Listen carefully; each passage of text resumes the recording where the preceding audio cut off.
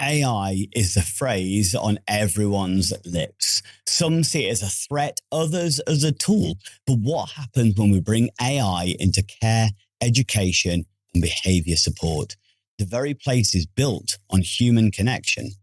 Today on the Able to Care podcast, we're exploring whether AI can help us to become more person-centered or whether it risks stripping the person out of the process altogether. If you are caring for someone else, whether paid or unpaid, and no matter how many hours you do it, did you realise that you may be missing out on thousands of pounds of discounts for things that you may use every day? The Able to Care podcast is proud to be sponsored by the UK's #1 carers card. Started by two best friends who recognise that carers deserve better and are 100% committed to helping to change the lives of all carers and bringing them together as a strong community. Carers Card UK provides support, recognition and rewards.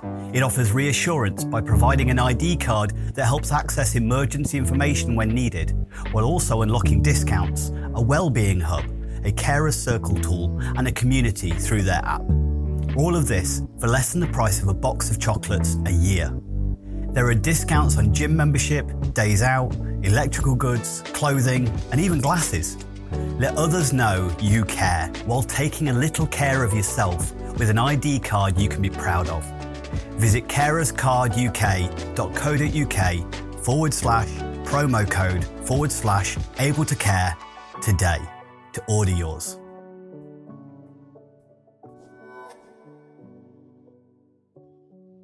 First off, let's start with the opportunity because there is a big one here.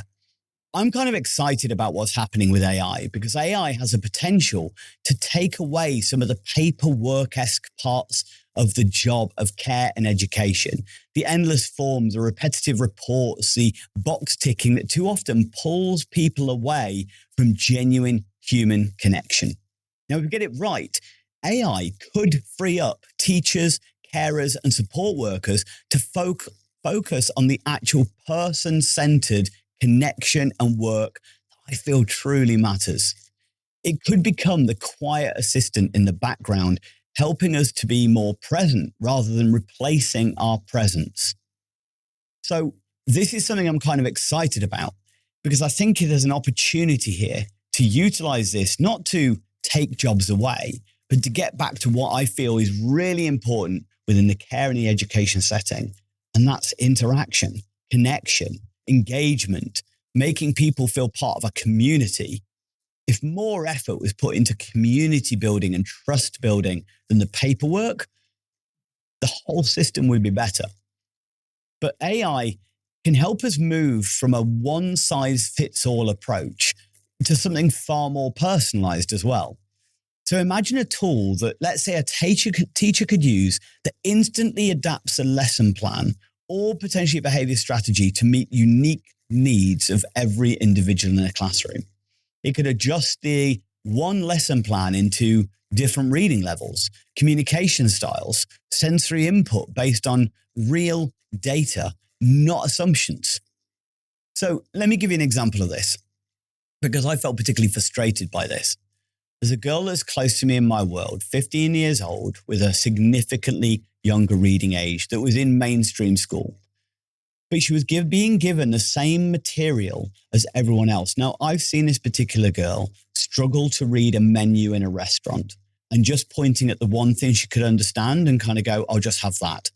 But feeling so self-conscious, so overwhelmed, and her anxiety was building because she was looking at this massive information and just feeling overwhelmed by it. And I think so many of us don't get that can feel really hard. You can feel self-conscious and it's difficult to get out of that anxiety loop to be able to go, hey, I'm struggling with this. Please, can you take me through each of these options one by one so I can choose exactly the meal that I would like? It's sometimes so much easier when you're so used to struggling with that, so used to feeling overwhelmed by it, going, I'll just have that, and shutting down to everything else and struggling to accept in that moment. People just got that. And it really does frustrate me. If people just understood that principle, that somebody's struggling, it isn't easy in an environment when you are told off for not knowing something to raise your hand and say, hey, I don't know something. when the culture is all about shaming those who don't understand, getting people to admit they don't understand shows everybody else what they perceive as a weakness or a vulnerability or a less than. So this girl would often be perceived as just naughty because rather than going, hey, I'm struggling with this, she would just shut down to it, going, no, it's boring. Oh, I don't want to do this. Or it's rubbish. Or she'd just distract other kids because it's much easier to distract other kids and rather than going, I can't do this. This is a problem with growth mindset, fixed mindset, and the way that our entire school system and education system is set up. But what if one way that could help is rather than giving it the same information as everybody else, they used AI to take the same activity, the same workbook or worksheet, and they simplified it down into language that she was able to understand, that she was doing the same as every other classmate, but she was able to then process the information in a way that she could get, that she could interact with. And this is the thing that the frustrating thing for her was it was bits like this were in her EHCP plan, that communication was a barrier, that she struggled to kind of be able to cope with stuff, but it wasn't utilized. And maybe it's because, not because they're bad teachers, because they feel overwhelmed. They don't know how to. You know, it feels difficult to put your mind in the mind of a 6-year-old child, for instance, to go, well, how does a 6-year-old read when you're used to teaching teenagers? That's the beauty of the AI. Suddenly the AI program could do that for them. She could have engaged, she could have understood and joined in alongside her peers, demonstrating that she was actually learning, growing, improving, building mastery, growing her self-esteem over a period of time, rather than what happened, which is an ever deteriorating self-esteem of how she's not as good as everybody else in the room. That's what technology can do when it's used with care. Like any tool can be used for good or evil. You know, the typewriter has been used to write peace treaties, but also lists of people being sent to concentration camps in Germany. It is not the tool that's bad, it's how it's used that makes it good or bad. So if it's used for inclusion, couldn't that be incredible? It also, AI can reduce biases. AI does have some biases, of course it does, but it can now look at things and it can test against things where we can set certain parameters. We can tell it not to have certain biases towards certain things. So when we're recording information, when we're writing reports, we can take out biased or emotive language. We can write it like, what if this person was going to be reading this back in the future, to make sure it's person-centered in its language, for instance. Human beings, no matter how experienced, we come with biases, emotions, and subjectivity. And AI can analyze from multiple people's experience and perspectives, meaning it takes an awful lot of the subjectivity out and allows it to be more objective. It can look at data patterns in behavior. It can look at care notes. It can look at incident reports without judgment, without a preconceived idea of this is why this person does this or this is why they don't do this. So used wisely, it could help us to see trends that humans might miss. And it could even provide supporting evidence and help with decision making. But, and this is a big but, it's only as good as the people guiding it. It is only part of the journey. I was having a conversation with some friends last night whether AI would ever truly understand human emotions. And I think it is so far off because I don't think humans understand human emotions. And therefore, as we're the ones programming the AI, maybe we'll never get there. I'm ready to be informed and learn from that as I move forward as well. I think it's so important that we keep that human to AI connection. You know, maybe an 80-20 split on everything that we do, whether it be 80% human and 20% AI, or it's 80% AI with always that human eye cast over it to make sure that we're informing it and we're following it and we're understanding it. So I do see AI as a potentially positive tool, like any other. It can be used for good or bad, and the difference lies in the intent. I think for parents, there can be so many benefits from using AI. A simple thing I did with some families recently is I got them to use AI to break down task lists for their children into individual basic tasks. So they were much more easily able to chunk tasks down. Because sometimes, again, it's like if I asked you to describe how you stand up and break standing up down into tasks, you'd find it quite difficult to do because, well, you just stand up, don't you? So if I asked you to do something like tidy your room, for instance, it may be the same feeling. We just start tidying it. But getting started can sometimes be the hardest part of the task for some individuals with neurodiversity. Some individuals with ADHD just can't overcome that initial, where do I start? It's a room of chaos. I don't know how to make that first step.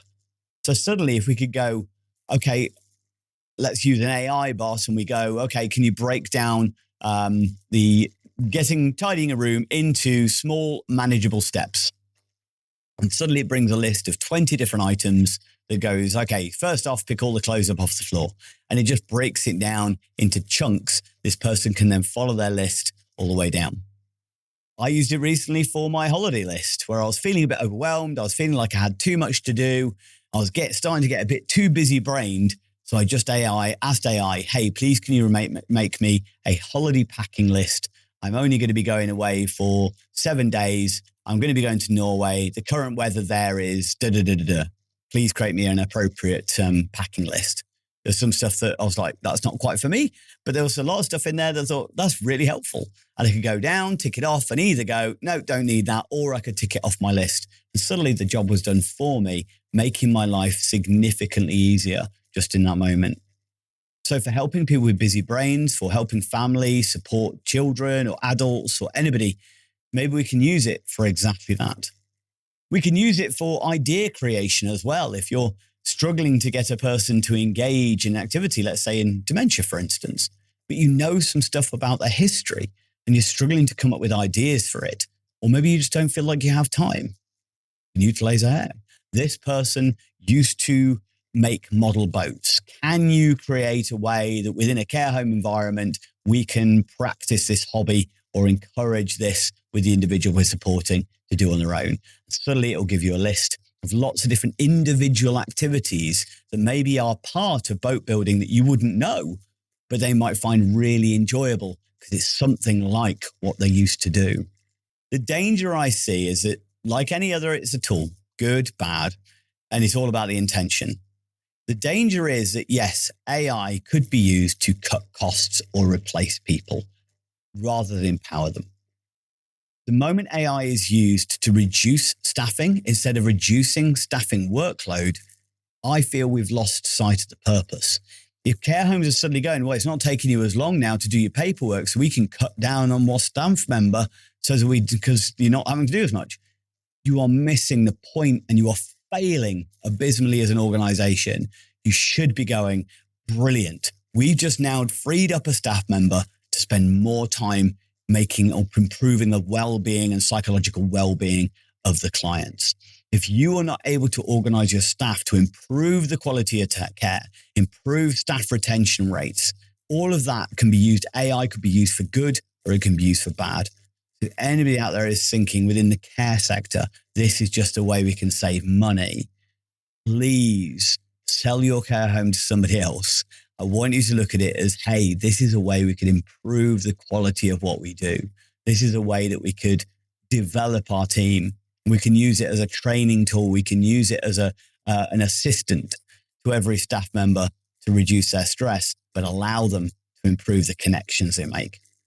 So AI can process information, but it can't empathize. It can summarize emotions, but it doesn't feel them. And in care and education, the difference really matters. The warmth of a smile, the pause that shows that someone's listening, the intuition that tells you when something isn't quite right. Those things live only in human connection. And the problem is there is some people starting to turn to AI for exactly that. There are children out there who are having conversations with their AI bots because they don't feel there's anybody else out there that'll listen. And AI will absolutely just listen and pretend to empathize and support them and validate them, sometimes in not positive ways. It doesn't challenge them and stop them from doing things that have been dangerous. There's been some scary stories around that. But why are children having to turn to AI to do it? Because there's far too many adults who are too worried about what they're doing rather than how they are feeling. AI doesn't care what a child's doing. It's just going to listen and answer the questions a child asks. Maybe adults out there could learn from that a little bit. So how do we make sure AI enhances rather than erodes humanity? For me, there's a few guiding principles. It should support, not replace. It exists to make the human role more effective, not redundant. Humans make the final call. Data can guide. Empathy sometimes needs to decide, especially around person-centered roles and organizations. We can use AI for inclusion, but it shouldn't just be used for convenience. Let it help us to communicate better. Let's better adapt materials, make information accessible, not just to make paperwork easier or to skip it out. It should be to improve the information, to analyze it more effectively, to get us to ask the questions of us that we should be asked. So I do think the 80-20 rule, 80% human, 20% technology, is quite a good kind of approach. So in many ways, this isn't really about technology again. It's about mindset. AI can be cold, but it can also be transformative if we use it to remove barriers rather than to build them. There's another example, actually, before I close the podcast, about even Mental Capacity Act being AI being involved in that. The individuals who, when we're deciding whether a person is able to make decisions for themselves, there's a few elements to that. Can they understand the information given? Can they retain the information for long enough to make a decision? Can they weigh the different outcomes in their mind? And can they communicate that information over? They're the 4 criteria that a person requires to be able to make a decision. Well, what if the only barrier is them understanding the information because we don't know how to present an information to them in a way that they can understand? Otherwise, they would be able to make an informed decision themselves. Well, AI might be able to help us to do that. And I think that's special, and it needs further investigation because it allows people to actually have more autonomy in their life and less, which I think is massive. Any framework could be similar to that. So AI can be used to rewrite information, to make more accessibility, to improve comprehension, to improve inclusivity. So is AI a friend or a foe? I'm not 100% sure yet. The truth is, it's neither. It's a mirror reflecting the values of the humans who use it. If we let it, AI can take the admin off our shoulders and maybe put the humanity back to the center of people's work. But if we use it to cut corners, reduce staff, or standardize care, it will do exactly the opposite. AI doesn't replace empathy. It amplifies the space we have to show it. So let's make sure we keep the human heart behind the algorithm. I hope you found that interesting. I'd love to hear your thoughts on what you feel about AI within care and within education. I know there's many concerns out there. Some of them are definitely valid, but some of them are missing where there's opportunity and they're only focusing on the negativity.